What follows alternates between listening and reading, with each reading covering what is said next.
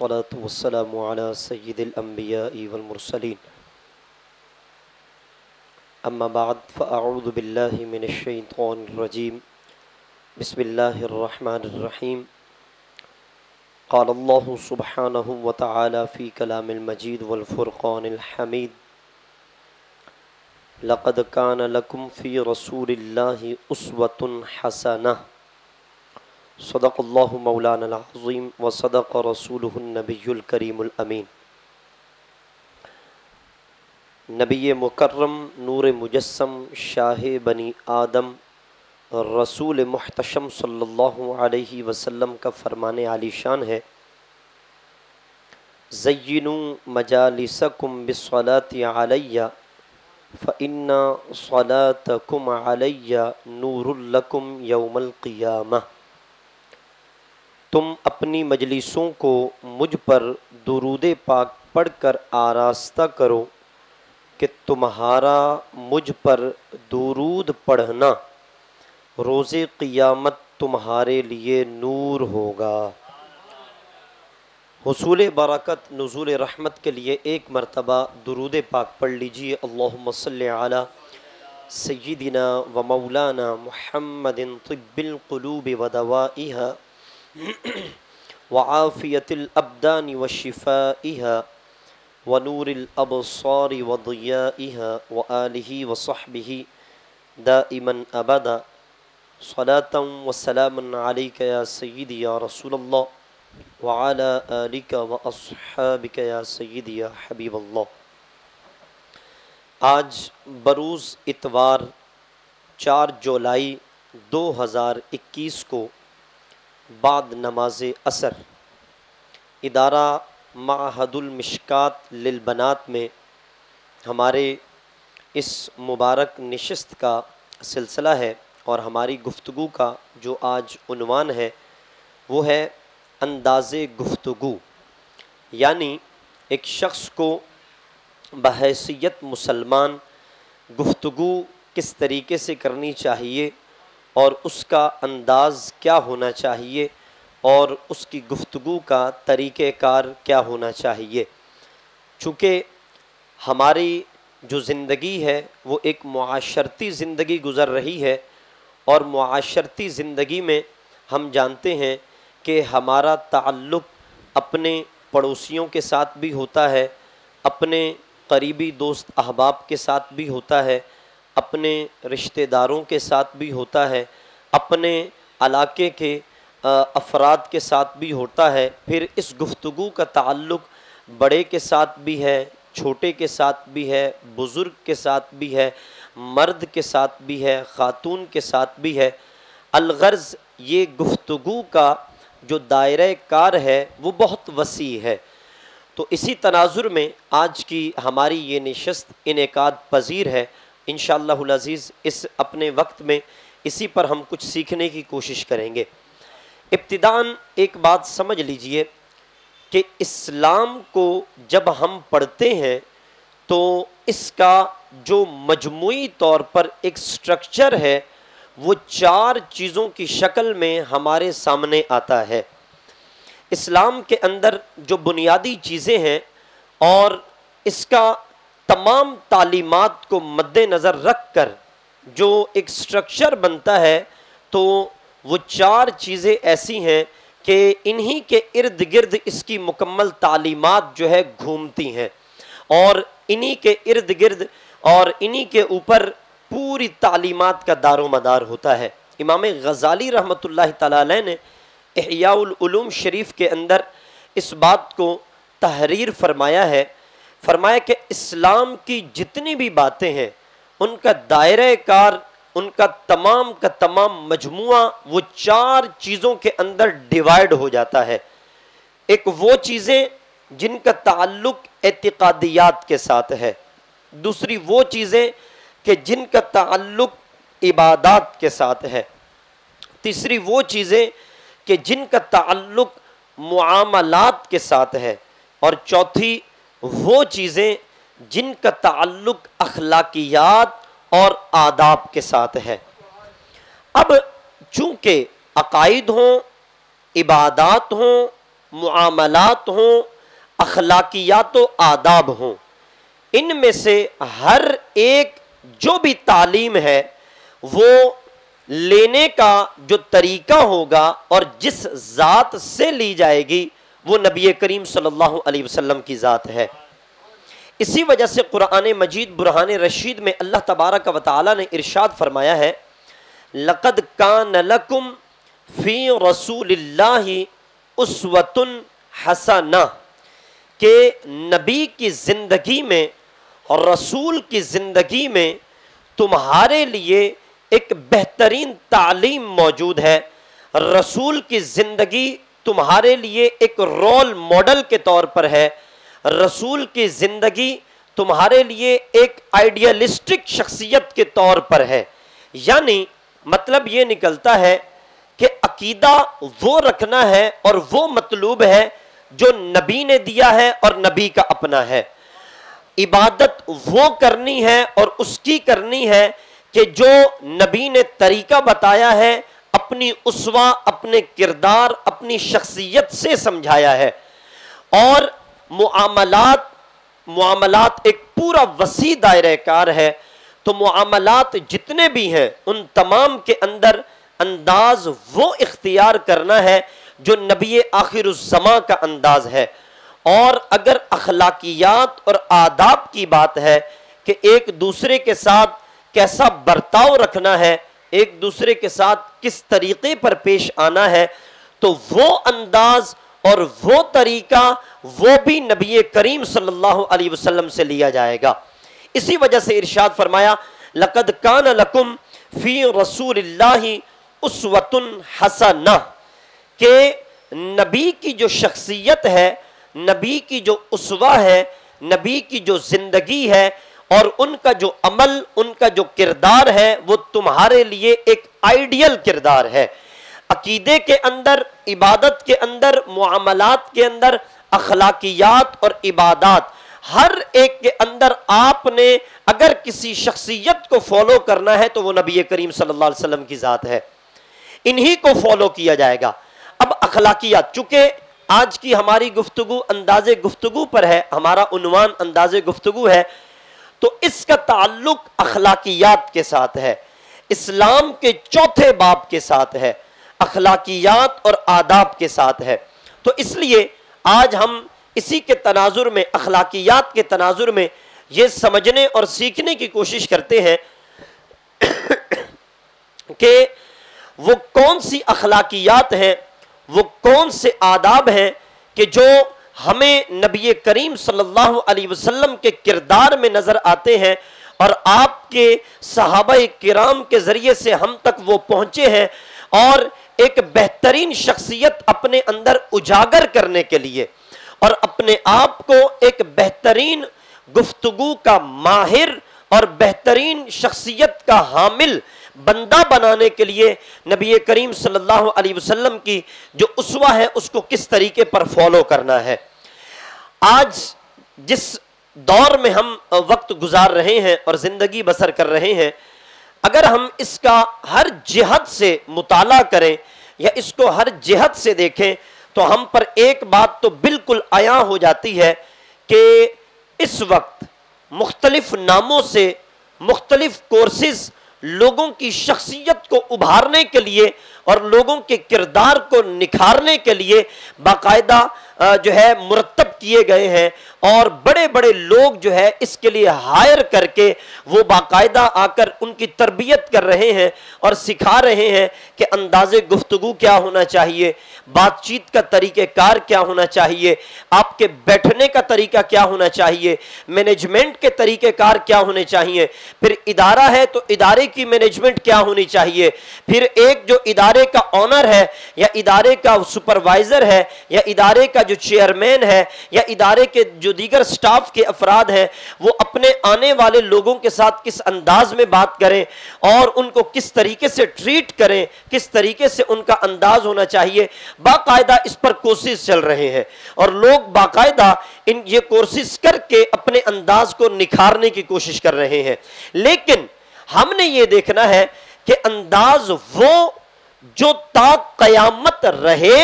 اور تا قیامت کار آمد بھی ہو، کارگر بھی ہو، ایسا انداز اختیار کیا جائے کہ جس کے اندر اپنا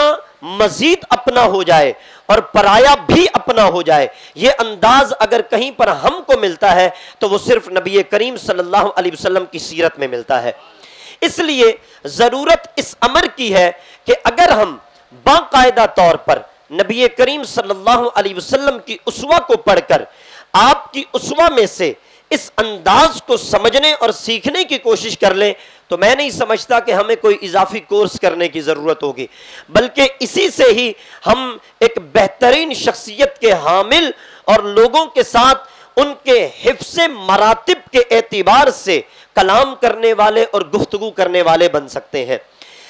ابتدائی طور پر ہمیں یہ بات سمجھ لینی چاہیے کہ گفتگو کے کچھ مراتب ہیں اور گفتگو کے کچھ حصے ہیں کہ جن کا پاس رکھنا، جن کا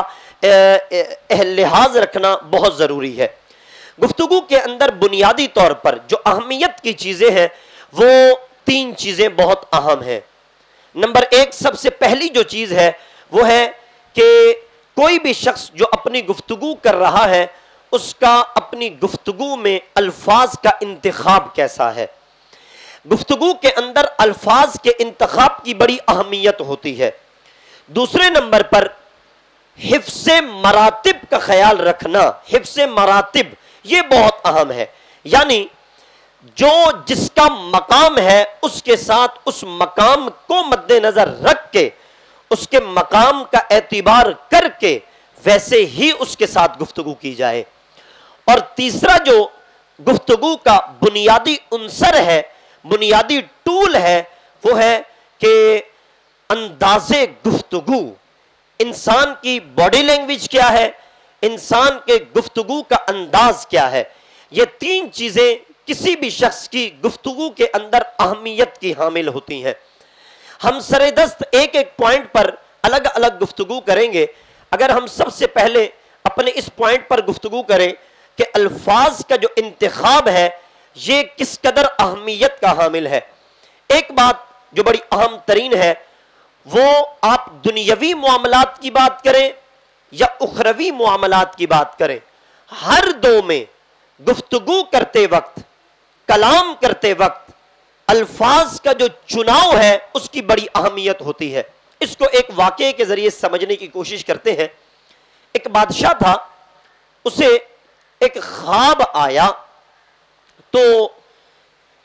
بادشاہ نے اپنے جو دربار کے معبرین تھے، خواب کی تعبیر کرنے والے لوگ تھے، انہیں مدعو کیا، بلایا اور کہا کہ میرا یہ خواب ہے اور مجھے اپنے خواب کی تعبیر درکار ہے۔ بادشاہ نے پہلے معبر سے کہا تو پہلے معبر نے کہا آپ کے خواب کی تعبیر یہ ہے کہ آپ کا بیٹا، آپ کا پوتا، آپ کا پڑپوتا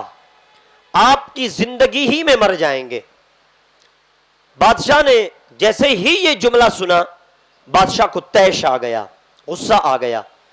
بادشاہ نے پہلے معبر کو جیل میں ڈلوا دیا، اس کو سزا کے طور پر جیل میں داخل کر دیا۔ دوسرے معبر کو بلایا، دوسرے معبر سے اسی خواب کی تعبیر معلوم کی۔ دوسرا معبر پہلے معبر کی حالت اور اس کی کیفیت کو دیکھ چکا تھا، اس نے الفاظ کا انتخاب کیا، الفاظ کا چناؤ کیا اور اسی خواب کی سیم وہی تعبیر کی لیکن الفاظ کا انتخاب بدل دیا۔ دوسرے معبر نے خواب کی تعبیر کرتے ہوئے کہا بادشاہ سلامت، اس خواب کی تعبیر یہ ہے کہ آپ اپنی زندگی میں اپنے بیٹے،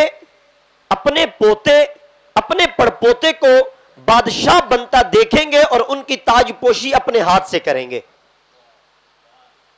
جب بادشاہ نے یہ جملہ سنا تو سننے کے فوراً بعد اس دوسرے معبر کو انعام و اکرام سے نواز دیا۔ یہاں پر جو عام ترین غور کرنے کی بات ہے، دونوں معبرین نے تعبیر ایک ہی کی ہے لیکن الفاظ کا جو انتخاب ہے وہ الگ الگ تھا۔ آپ سمجھتے ہیں کہ دوسرے معبر نے بھی یہی بات کی کہ آپ کا بیٹا، آپ کا پوتا، آپ کا پڑپوتا آپ کی زندگی ہی میں فوت ہو جائیں گے۔ ظاہر ہے کہ پہلے اگر بیٹے کی تاج پوشی ہوگی تو ظاہر سی بات ہے کہ وہ فوت ہوگا تو اس کے پوتے کی ہوگی، پوتے فوت ہوگا تو اس کے بعد پڑپوتے کی ہوگی۔ لیکن یہی بات اس نے جب الفاظ کے انتخاب اور بدلاؤ کے ساتھ کی، بادشاہ نے اسے انعام و اکرام سے نوازا۔ اسی وجہ سے کہا جاتا ہے کہ الفاظ کا جو انتخاب ہے یہ بسا اوقات انسان کو ہلاکت میں مبتلا کرتا ہے، اور یہی الفاظ کا انتخاب بسا اوقات انسان کو ہلاکت سے بچا کر اسے کامیابی اور عزت و نصرت کی زندگی بھی عطا کرتا ہے۔ اب اس کو اگر مزید ہم کھول کر بیان کریں تو ہم پر یہ بات واضح ہو جاتی ہے کہ اگر اس بہتر انداز کا اور بہترین الفاظ کا جو انتخاب ہے اگر ہم دنیاوی معاملات میں کریں تو یہاں پر بھی ہماری بچت ہو سکتی ہے، اور اگر ہم اخروی معاملات میں کریں تو وہاں پر بھی ہماری بچت ہو سکتی ہے۔ اس سلسلہ میں ایک حدیث پاک جو ہے وہ بڑی اہم ترین ہے۔ سمجھنے کی بات ہے کہ مثلا اخروی معاملات کی ہم بات کرتے ہیں، اگر کوئی شخص اپنے اخروی معاملات میں بالکل بھی حساس طبیعت کا مالک نہیں ہے، جو منہ میں آتا ہے وہ بغیر کسی انتخاب کے وہ بول دیا کرتا ہے، اور الفاظ کا چناؤ اس کا بہتر نہیں ہے، تو دنیا کے اندر جہاں اس کو ذلت و رسوائی کا سامنا ہو سکتا ہے وہیں پر آخرت میں بھی اس کو ذلت و رسوائی کا سامنا ہو سکتا ہے۔ اس سلسلہ میں ایک حدیث پاک ہے، نبی کریم صلی اللہ علیہ وسلم نے ارشاد فرمایا، آقا کریم صلی اللہ علیہ وسلم فرماتے ہیں کہ ایک شخص اللہ تبارک و تعالی کی رضا کی ایک بات کرتا ہے، حالانکہ اس کی اس بات کی طرف کوئی توجہ نہیں ہوتی، لیکن وہ بات اللہ تبارک و تعالی کو اتنی پسند آتی ہے کہ اللہ تبارک و تعالی اس کے درجات بلند فرما دیتا ہے۔ فرمایا کہ دوسرا شخص ہے، فرمایا وہ بات کرتا ہے اور بات کرتے ہوئے وہ بالکل خیال نہیں کرتا اپنی گفتگو کا کہ کیا بات کر رہا ہے، فرمایا کہ اس بات کی وجہ سے اللہ تبارک و تعالی اسے جہنم میں داخل فرما دیتا ہے۔ ایک روایت میں یہاں تک آتا ہے کہ اللہ تبارک و تعالی اسے جہنم میں اتنا دور داخل فرماتا ہے کہ جتنا فاصلہ مشرق اور مغرب کے درمیان میں ہے اتنا دور جو ہے اسے جہنم میں ڈالا جاتا ہے۔ اس حدیث پاک کے تحت جو شارحین ہیں انہوں نے ایک بات لکھی، فرماتے ہیں کہ اس سے معلوم ہوا کہ انسان کے لیے دوران گفتگو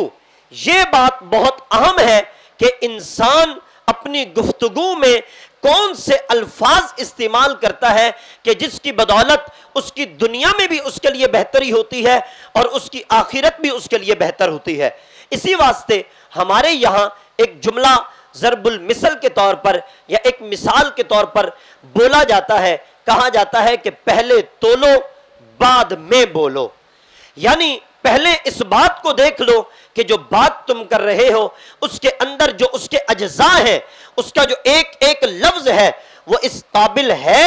کہ اگر آپ کہیں گے، آپ سامنے والے کے سامنے اپنا جملہ رکھیں گے تو وہ واقعاتاً اس قابل جملہ ہے کہ وہ آپ کے سامنے والے کے دل میں آپ کی عزت کو برقرار رکھے گا، یا کہیں وہ جملہ آپ کی عزت کو تار تار کر کے سامنے والے کے کی دل میں آپ کے مقام کو گرا دے گا۔ اسی واسطے کہا جاتا ہے کہ اگر آپ اس گر میں کامیاب ہیں کہ پہلے تول کر پھر آپ بات کرتے ہیں تو فرمایا بہت اچھا، اگر ایسا نہیں کر سکتے تو پھر ارشاد فرمایا گیا ہے کہ بہتر ہے کہ خاموشی اختیار کی جائے۔ اسی واسطے حدیث پاک کے اندر نبی کریم صلی اللہ علیہ وسلم نے ارشاد فرمایا، املاء الخیر خیر من السکوت والسکوت خیر من املاء الشر۔ حضور صلی اللہ علیہ وسلم نے فرمایا کہ بہترین بات کرنا اور ایسی بات کہ جس سے معاشرے کے اندر بہتری آ جائے، یا ایسی بات کہ جس سے آپ کی آخرت بہتر ہو جائے، فرمایا یہ چپ رہنے سے بہتر ہے، اور فرمایا کہ وہ بات کہ جس کی وجہ سے معاشرے میں شر پھیل جائے یا آخرت تباہ و برباد ہو جائے، فرمایا اس بات کرنے سے خاموش رہنا بہتر ہے۔ اسی واسطے حضور داتا گنج بخش علی حجویری رحمت اللہ تعالی علیہ اپنی کتاب کشف المحجوب شریف کے اندر لکھتے ہیں، آپ فرماتے ہیں کہ کلام کی دو قسمیں ہیں، ایک ہوتا ہے کلام حق اور ایک ہوتا ہے کلام باطل۔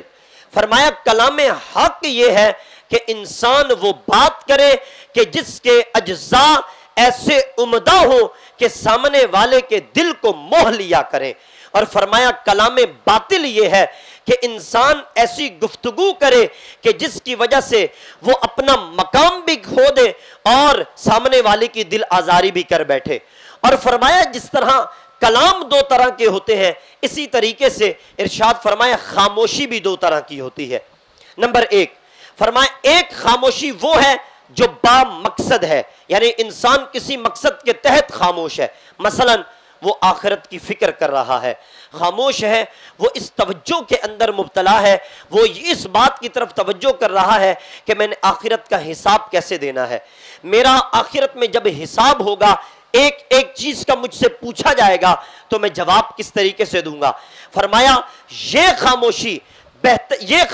بہتر ہی بہتر ہے، اور فرمایا کہ اگر وہ خاموشی، دوسری خاموشی وہ ہے کہ جو انسان کی غفلت بھری خاموشی ہے، وہ کیسی خاموشی ہے؟ ارشاد فرمایا وہ خاموشی یہ ہے کہ انسان غفلت کے اندر مبتلا ہو کر لایانی چیزوں کو سوچنا شروع کرے اور لایانی چیزوں کی طرف اپنی توجہ مبذول رکھے۔ فرمایا ایسی خاموشی سے انسان کو بہتر ہے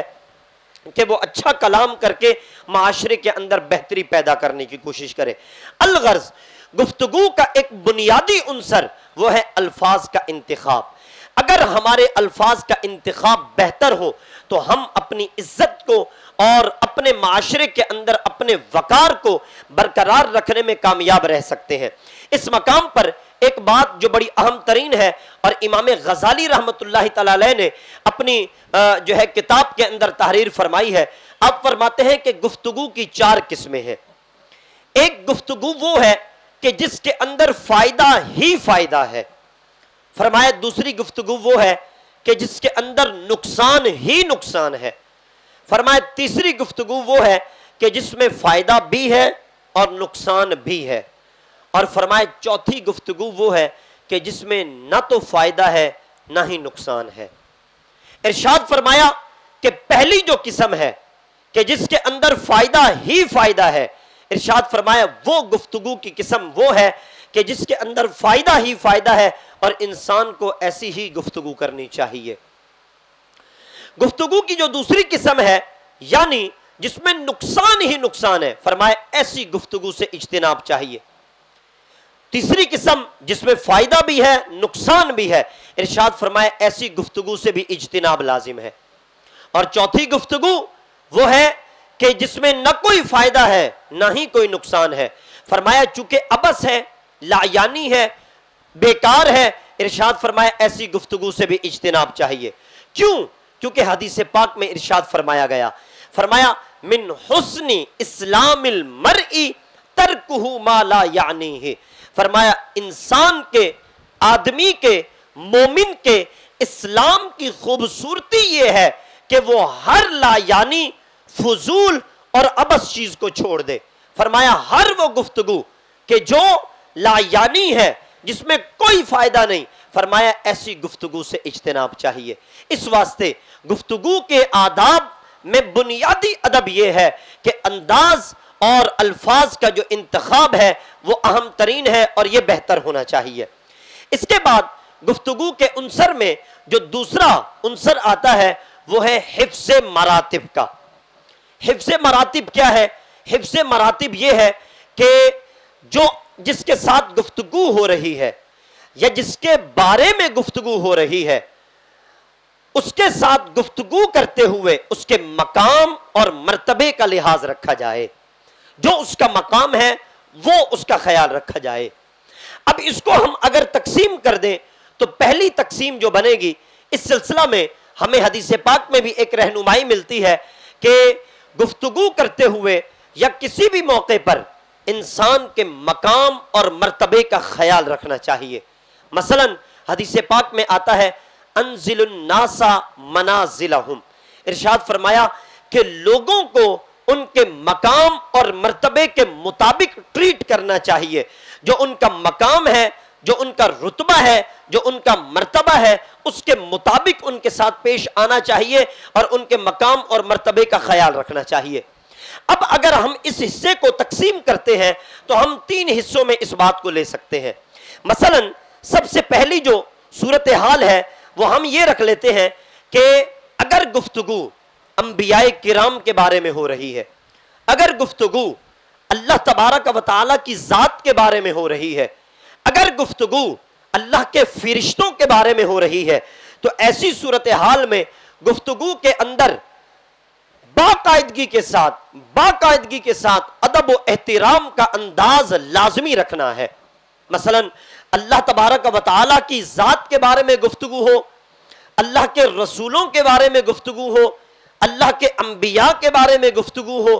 اللہ تبارک و تعالیٰ کے فرشتوں کے بارے میں گفتگو ہو، ان تمام مقدس ہستیوں کے بارے میں جہاں کہیں گفتگو ہو، ادب و احترام کا انداز ہر حال میں لازم پکڑ کے رکھنا ہے. یہ گفتگو کے اندر لازم ہے. کیوں؟ کیونکہ گفتگو کے عناصر میں جو دوسرا عنصر آتا ہے وہ حفظ مراتب کا ہے. اسی واسطے قرآن مجید برہان رشید میں اللہ تبارک و تعالی نے اپنے حبیب صلی اللہ علیہ وسلم کی بارگاہ میں حاضر ہونے کے آداب بیان کرتے ہوئے ارشاد فرمایا یا ایھا الذین آمنوا لا ترفعوا اصواتکم فوق صوت النبی. ارشاد فرمایا کہ اے ایمان والو کہ نبی کی آواز پر اپنی آواز کو بلند نہیں کرنا. اب آپ یہ بات سمجھیں کہ جب آواز کے بلند کرنے سے روکا جا رہا ہے تو پھر جب بات کی جائے گی ان ہستیوں کے بارے میں تو بلا شبہ ادب و احترام کا دامن تھامنا ہوگا. اسی واسطے قرآن پاک کے دوسرے مقام پر اللہ تبارک و تعالی نے ارشاد فرمایا پہلے پارے کے اندر فرمایا کہ یا ایھا الذین آمنوا لا تقولوا راعینا وقولوا انظرنا واسمعوا وللکافرین عذاب علیم. ارشاد فرمایا کہ اے ایمان والو تم میرے حبیب کو راعینا نہ کہو، وقول انظرنا تو کہنا کیا ہے؟ الٹرنیٹ دے دیا. فرمایا کہ میرے حبیب کو راعینا کے بجائے تم نے انظرنا کہنا ہے. یہ ایک بڑی اہم ترین بات ہے. میں آپ اگر حفظ مراتب کے گفتگو کے اندر حفظ مراتب کو دیکھیں تو اول درجے میں اللہ، اس کے رسول، اس کے انبیاء، اس کے فرشتے، یہ مقدس ہستیاں آتی ہیں. تو یہاں پر جو رائنا سے ممانعت ارشاد فرمائی گئی کہ تم نے رائنا نہیں کہنا، مختصر سا جو پس منظر ہے کہ جب صحابہ کرام حضور کی بارگاہ میں حاضر ہوتے تو حضور صلی اللہ علیہ وسلم کچھ ارشاد فرماتے تو بعض اوقات عدم توجہی کی بنیاد پر اگر کوئی صحابی کوئی بات سماعت نہ کر سکتے تو وہ کہا کرتے راعینا، یا رسول اللہ ہماری رعایت فرمائیے، یعنی ہماری رعایت کرتے ہوئے ایک بار اپنے جملے دوبارہ دہرا دیجئے تاکہ ہمیں سمجھ میں آ جائیں. تو یہ جملہ یہود نے پکڑا لیا اور اس کو ذرا جو ہے بے ادبی کے طور پر استعمال کرنا شروع کیا. معاذ اللہ ثم معاذ اللہ انہوں نے اس لفظ کو ملتے جلتے لفظ کے ساتھ ملا کر راعی عربی زبان میں جہاں پر راعی عین کے یا کے بغیر ہو تو اس صورت میں اس کا مطلب ہوتا ہے رعایت کرنا، اور اگر یا کے ساتھ ہو تو اس کا مطلب ہوتا ہے چرواہا. تو انہوں نے معاذ اللہ توہین کی نیت سے اس لفظ کو ذرا کھینچ کر اس استعمال کرنا شروع کیا. تو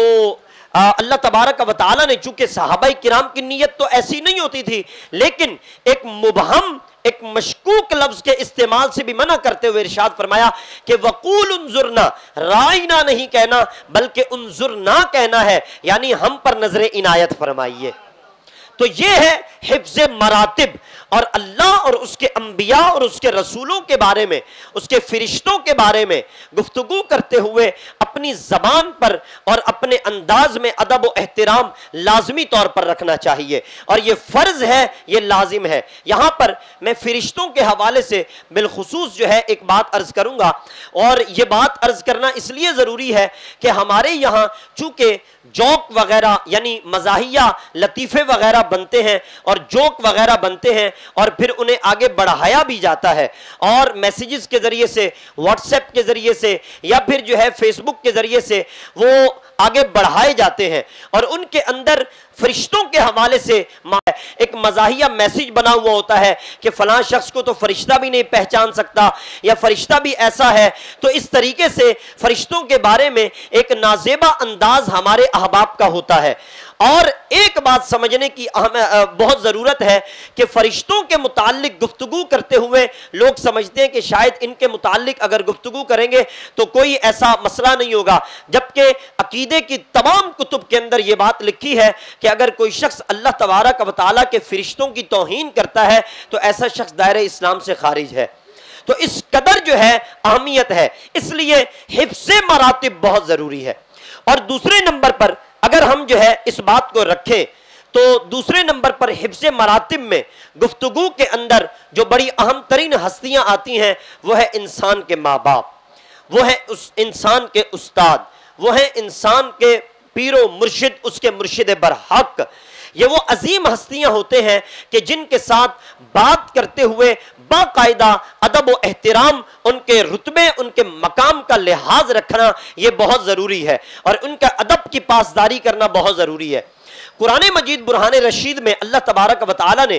ماں باپ کے ساتھ باقاعدہ گفتگو کا ایک طریقہ ارشاد فرمایا ہے، اور واضح طور پر بتایا کہ ماں باپ کے ساتھ گفتگو کرتے ہوئے کن چیزوں کا خیال رکھنا ہے۔ کہ گفتگو کرتے ہوئے ہمارے یہاں اگر بعض اوقات عدم توجہی کی بنیاد پر ماں باپ کے سامنے ایسے نازیبا کلمات صادر ہو جاتے ہیں جو ان کی دل شکنی کا باعث ہو سکتے ہیں، تو ایسی صورتحال میں ارشاد فرمایا گیا وَلَا تَقُلْ لَهُمَا اُفٍّ، کہ ماں باپ کو تم نے اف تک نہیں کہنا۔ یہاں پر ایک جملہ بڑا اہم ہے کہ جو مفسرین نے لکھا، فرمایا اف نہیں کہنا، تو مفسرین فرماتے ہیں کہ یہ مطلب نہیں ہے کہ ماں باپ کو اف تو نہ کہو لیکن باقی جو مرضی آئے دل میں وہ کہنا شروع کر دو۔ ارشاد فرمایا گفتگو کرتے ہوئے ایسے الفاظ کا انتخاب نہ کرو کہ جس سے ماں باپ کو تکلیف ہو۔ اف کہنے کا یہ مطلب ہے، یعنی ماں باپ کو اف نہ کہو، یعنی ہر ایسی بات نہ کرو کہ جس کی وجہ سے ماں باپ کو تکلیف ہوتی ہے۔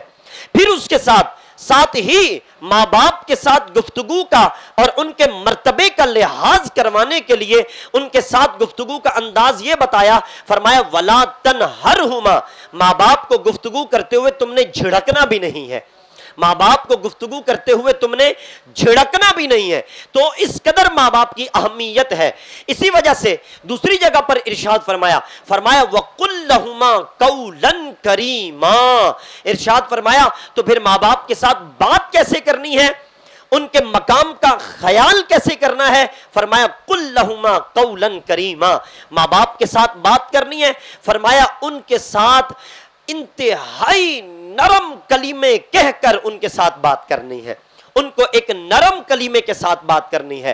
ایک تعظیمی کلمے کے ساتھ بات کرنی ہے،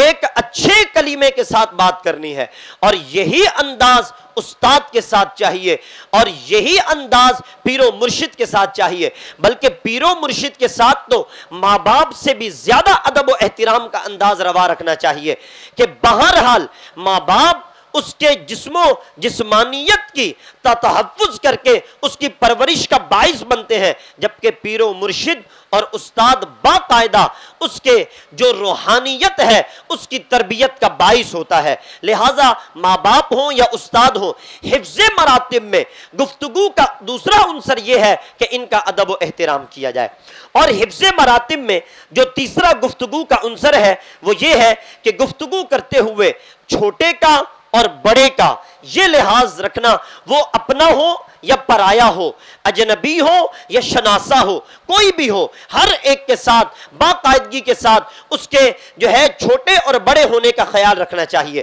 نبی کریم صلی اللہ علیہ وسلم نے باقاعدگی کے ساتھ چھوٹوں کے ساتھ گفتگو کرتے ہوئے، بڑوں کے ساتھ گفتگو کرتے ہوئے نبی کریم صلی اللہ علیہ وسلم نے ایک انداز عطا کیا ہے۔ فرمایا جب چھوٹوں کے ساتھ گفتگو کریں تو اس کے اندر شفقت کا پہلو نمایاں ہونا چاہیے، اور جب بڑوں کے ساتھ جو ہے گفتگو کریں تو اس موقع پر ادب و احترام کا انداز نمایاں ہونا چاہیے۔ یہاں پر وہ حدیث پاک جو ہے باقاعدہ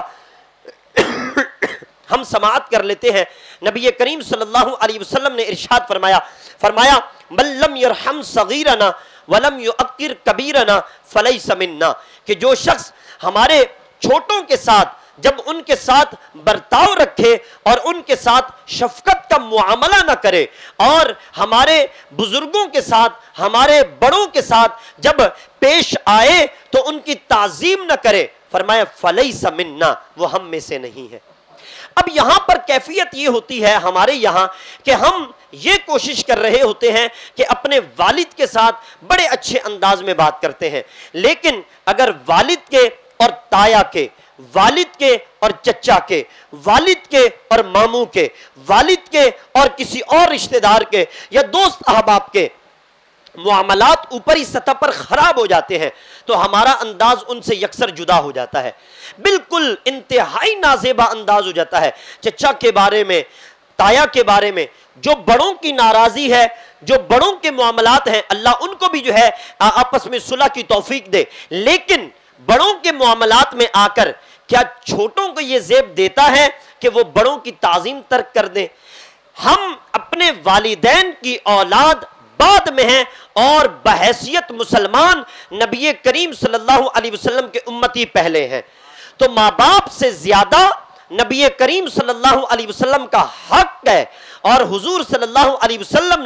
نے اپنے امتی پر ایک بنیادی حق یہ بتایا ہے کہ اگر ہم میں سے ہونا ہے، ہمارا پکا امتی ہونا ہے، تو وہ یہ ہے کہ اپنا ہو یا پرایا ہو، بڑا ہے عمر کے اندر یا علم کے اندر یا فضل کے اندر یا کسی بھی لحاظ سے اللہ نے اس کو بڑائی عطا کی ہے، تمہیں چاہیے کہ تم اس کا ادب و احترام کرو۔ وہ چھوٹا ہے، وہ اپنا ہے یا پڑوسی کا ہے یا کوئی بھی ہے، اگر تم میرے سچے سچے امتی ہو تو تمہیں چاہیے کہ اس کے ساتھ شفقت کا برتاؤ کرنا ہے۔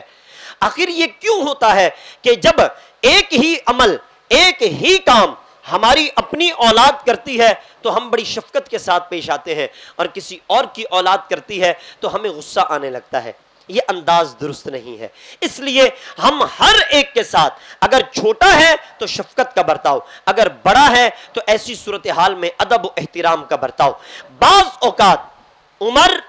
عمر کے ساتھ ساتھ علم، فضل اور تجربہ، ان ساری چیزوں کو نہ بھی دیکھے تو نبی کریم صلی اللہ علیہ وسلم نے باقاعدہ اپنی حدیث پاک میں ارشاد فرمایا کہ اسلام میں جن لوگوں کی داڑھی سفید ہو چکی ہے تمہیں چاہیے کہ تم ان کا ادب و احترام کریں۔ جو لوگ حالت اسلام میں ہیں یعنی مسلمان ہیں اور اسی حالت میں ان کی داڑھی سفید ہو چکی ہے، مراد بزرگ حضرات ہیں، فرمایا کہ ان کے ساتھ وہ کوئی بھی ہو تم نے ان کے ساتھ ادب و احترام روا رکھنا ہے، ان کا ادب و احترام کرنا ہے۔ بعض اوقات ہم دیکھتے ہیں نوجوان طیش میں آتے ہیں تو بزرگوں کا ادب و احترام نہیں کرتے، یا ایسے جملے بھی کہہ نکلتے ہیں کہ اگر آپ بزرگ نہ ہوتے تو میں آپ کو سنا دیتا، تو آپ نے یہی تو سنا دیا، آپ نے یہ جملے کہہ کر بھی تو ان کو سنایا، آپ نے جملے کہہ کر بھی تو ان کا ادب جو ہے وہ مطلب ملحوظ خاطر نہیں رکھا۔ تو حسن تو یہ تھا، خوبصورتی تو یہ تھی کہ آپ سفید داڑھی والے سے درگزر کر جاتے، یہ انداز۔ اسی طریقے سے گفتگو کے اندر جو بڑا اہم ترین عنصر ہے، وہ اہم ترین عنصر ہے جو ہم نے کتابوں کے اندر پڑھا ہے، وہ ہے انداز گفتگو۔ انداز گفتگو، میں اگلی گفتگو کو یہاں پر شامل کرنے سے پہلے ایک بات کی بڑی توجہ دلاؤں گا اس طرف آپ کو کہ ہم نے جب مختلف کورسز دیکھے، عرصہ ہو گیا ان چیزوں کو کہ لوگ باقاعدہ گفتگو کے کورسز سیکھتے ہیں کہ ہم نے جو ہے اپنے اندر جو سپیکنگ پاور ہے وہ کیسے ڈیولپ کرنی ہے، اپنے اندر ان چیزوں کو کیسے لے کر آنا ہے، تو انداز کیا ہونا چاہیے۔ تو سکھانے والے ایک تعداد ہوتی ہے کہ وہ سکھا رہے ہوتے ہیں کہ ایٹیٹیوڈ رکھنا ہے آپ نے۔ اگر آپ نے گفتگو کرنی ہے تو آپ کو پتا ہونا چاہیے کہ جو بڑے لوگ ہوتے ہیں وہ پہلے سلام نہیں کرتے ہیں، جو بڑے لوگ ہوتے ہیں وہ پہلے بات نہیں کرتے بلکہ لوگ ان کے ساتھ آ کر بات کرتے ہیں۔ یہ انداز سکھانے کی کوششیں کی جا رہی ہوتی ہیں، یعنی خود ساختہ اخلاقیات اور خود ساختہ آداب سکھانے کی کوشش کی جا رہی ہوتی ہے، جبکہ اسلام کا آداب اور اخلاقیات کا جو سٹرکچر ہے وہ یہ ہے کہ معاشرے کے اندر باہمی یگانگت اور باہمی اخوت و بھائی چارگی کا جو ہے ایک جو انداز ہے وہ فروغ ہونا چاہیے اور وہ تشکیل پانا چاہیے. لیکن جو اس طرح کے کورسز کروانے والے ہوتے ہیں ان میں ایک بڑی تعداد ہوتی ہے، وہ باقاعدہ یہ سکھا رہے ہوتے ہیں آپ نے ایٹیٹیوڈ رکھنا ہے، آپ کا پہلے گفتگو آپ نے نہیں کرنی ہے، لوگ آپ سے بات کریں تو آپ نے بات کرنی ہے، اور ان چیزوں کو اور سمجھا جا رہا ہوتا ہے یا یہ سمجھا جا رہا ہوتا ہے اگر آپ پہلے گفتگو کر لیں گے تو شاید آپ کی شان میں کمی ہو جائے گی یا پھر آپ چھوٹے بن جائیں گے. نبی کریم صلی اللہ علیہ وسلم کے جب انداز کو ہم دیکھتے ہیں تو اس کے اندر ہمیں یکسر اس سے الگ باتیں نظر آتی ہیں. آقا کریم صلی اللہ علیہ وسلم کا انداز کیا تھا؟ جیسے ہی آپ ملاقات فرماتے تو نبی کریم صلی اللہ علیہ وسلم کی شمائل میں یہ بات آتی ہے کہ آپ بڑھ کر سب سے پہلے خود سلام فرمایا کرتے تھے، پہلے سلام خود کرتے تھے. حتیٰ کہ آقا کریم صلی اللہ علیہ وسلم کے بارے میں آتا ہے کہ آپ اگر گلی سے گزر رہے ہوتے اور بچے کھیل رہے ہوتے تو ان بچوں کو بھی سلام فرمایا کرتے تھے، ان کو سلام کیا کرتے تھے. جبکہ ہمیں باقاعدہ یہ سمجھانے کی کوشش کی جا رہی ہوتی ہے یا سکھانے کی کوشش کی جا رہی ہوتی ہے کہ آپ نے پہلے سلام نہیں کرنا، لوگ آپ کے ساتھ آ کر سلام کریں گے. یہ حسن نہیں ہے، یہ خوبصورتی نہیں ہے. اب نبی کریم صلی اللہ علیہ وسلم کے گفتگو کا انداز کیا ہے، آپ کی باڈی لینگویج کیا ہوتی تھی گفتگو کرتے ہوئے؟ آقا کریم صلی اللہ علیہ وسلم جب گفتگو فرمایا کرتے تھے تو آپ کی گفتگو میں ایک سب سے بڑی بات، آپ دوران گفتگو مسکرا رہے ہوتے تھے.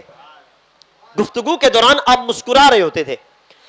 ہمارے یہاں جو سلسلہ ہے وہ گفتگو کے دوران کیا ہوتا ہے، ناک پر ناک چڑھی ہوئی ہے اور باقاعدہ ایک غصہ ہے چہرے پر، اور ایسا محسوس ہو رہا ہے کہ ابھی گفتگو کے فوراً بعد شاید یہ مجھے پیٹیں گے، شاید ابھی ماریں گے، شاید مجھ پر بہت غصہ آ رہا ہے ان کو، یا پھر مجھ سے اکتاہٹ کا شکار ہو چکے ہیں. ایسا نہیں. نبی کریم صلی اللہ علیہ وسلم کا انداز یہ ہوتا تھا، آپ گفتگو کے دوران مسکرایا کرتے تھے. حضرت سیدتنا ام درداء رضی اللہ تعالی عنہ فرماتی ہیں کہ حضرت ابو درداء رضی اللہ تعالی عنہ جب بھی بات چیت کرتے، گفتگو کرتے تو آپ گفتگو کے دوران مسکرایا کرتے تھے. فرماتی ہیں کہ ایک دن میں نے ان سے پوچھا کہ اے ابو درداء، یہ تو بتاؤ کہ آپ گفتگو کے دوران مسکراتے کیوں ہیں، آپ گفتگو کے دوران جو ہے مسکراتے کیوں ہیں؟ تو انہوں نے فرمایا کہ دراصل میں نے نبی کریم صلی اللہ علیہ وسلم کو گفتگو کے دوران مسکراتے دیکھا، میں بھی اس لیے مسکراتا ہوں. اب ہمیں تو بحیثیت امتی معاشرہ جتنا بھی ماڈریٹ ہو جائے، ماڈرنزم جتنا بھی آ جائے، ہمیں مختلف طریقے جتنے بھی سکھا دیے جائیں، جتنا بھی ہم آگے معاشرے کو لے کر چلے جائیں، جتنے بھی ماڈریٹ ہو جائیں، لیکن رہیں گے تو ہم اپنے نبی کے امتی نا. اپنے نبی کے امتی ہونے سے نکل تو نہیں سکتے. بالآخر ہمیں حضور کی شفاعت کی امید تو رہے گی نا. تو جب شفاعت کی امید ہے اور رہنا ہم نے حضور کا امتی ہے تو کیا ہی اچھا انداز ہو کہ ہم جب ملاقات کریں اور گفتگو کریں تو ہمارے بھی چہرے پر مسکراہٹ ہو. اب نبی کریم صلی اللہ علیہ وسلم کی اس سلسلہ میں ایک اور حدیث پاک آپ کی گوش گزار کرتا ہوں. نبی کریم صلی اللہ علیہ وسلم کا باقاعدہ یہ حدیث پاک موجود ہے. نبی کریم صلی اللہ علیہ وسلم نے ارشاد فرمایا کہ فرائض اور نوافل کے بعد اللہ تبارک و تعالی کے نزدیک سب سے محبوب ترین جو عمل ہے وہ یہ ہے کہ کسی مسلمان کے دل میں آپ خوشی داخل کر دیں. اور نبی کریم صلی اللہ علیہ وسلم کے ایک اور حدیث پاک ہے، آپ نے ارشاد فرمایا کہ تم اپنے کسی مومن مسلمان بھائی کے ساتھ مسکرا کر ملتے ہو، اللہ اس پر تمہیں ایک صدقے کا ثواب عطا فرماتا ہے. یعنی گفتگو کے دوران آپ کے چہرے پر مسکراہٹ ہے اور